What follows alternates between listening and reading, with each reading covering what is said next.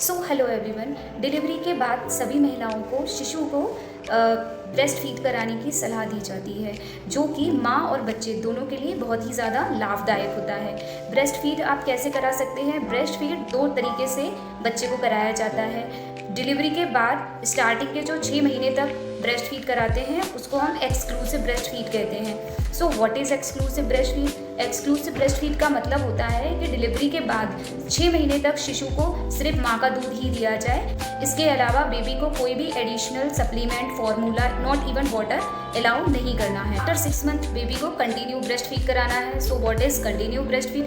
Continue breast feed का मतलब होता है बेबी को माँ के दूध के साथ साथ अदर सॉलिड फूड्स भी आप अलाउ करा सकते हैं, जो कि 2 साल और उसके बाद तक के लिए अलाउ होता है। सॉलिड फूड में आप बेबी को फ्रूट्स, ग्रीन वेजिटेबल्स अलाउ करा सकते हैं।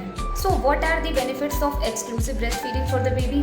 Mother milk is the mixture of good amount of fat, carbohydrate, other nutrients and proteins and minerals, so that ये जो है एक complete nutritions होता है बेबी के लिए। इसीलिए आपको मदर मिल्क के साथ में अदर एडिशनल फूड देने की ज़रूरत नहीं होती है।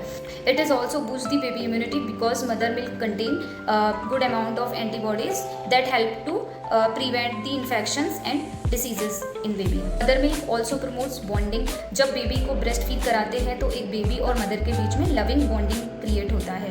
Mother milk also very supportive for brain development because mother milk contain fatty acids, जो कि बेबी के ब्रेन डेवलपमेंट में काफ़ी हेल्पफुल होते हैं। What are the benefits of breast feeding for mother? जब आप बेबी को ब्रेस्ट फीड कराते हैं तो उससे आप यूट्रस है वो नॉर्मल पोजीशन पे आता है, आपका वेट कम हो सकता है। After the delivery you should start breast feeding as soon as possible within 1 hour of. Mother को ब्रेस्ट फीड कराते समय किन किन बातों का ध्यान रखना चाहिए? आपको इस बात का ध्यान रखना चाहिए कि आपका जो बेबी है वो 24 घंटे में कम से कम 8 से 12 बार फीड करे। आपको बेबी का आउटपुट प्रॉपरली चेक करना है। आउटपुट आप कैसे चेक कर सकते हैं? आप इंश्योर करेंगे कि आपका जो बेबी है वो विद इन 24 आवर में 8 to 6 टाइम डायपर चेंज करें और 2 to 4 टाइम स्टूल पास करें। एंड इसके अलावा आपको बेबी को कोई भी एडिशनल सप्लीमेंट्स नहीं देना है until medically indicated. Breast feed कराते समय आप किस किस पोजीशन में बेबी को ब्रेस्ट फीड करा सकते हैं? आप बेबी को कडल करके, क्रॉस कडल करके या साइड से लिटा के बेबी को ब्रेस्ट फीड करा सकते हैं। जिन महिलाओं के ट्विंस बेबी होते हैं, 2 बच्चे होते हैं, उनके लिए भी कई तरीके की पोजीशंस होते हैं जिससे आप बेबी को फुली ब्रेस्ट फीड करा सकते हैं। What are the correct steps for breast feeding? Breast feed कराते समय आपका जो बेबी है उसको प्रॉपरली ब्रेस्ट से लैच कराना है।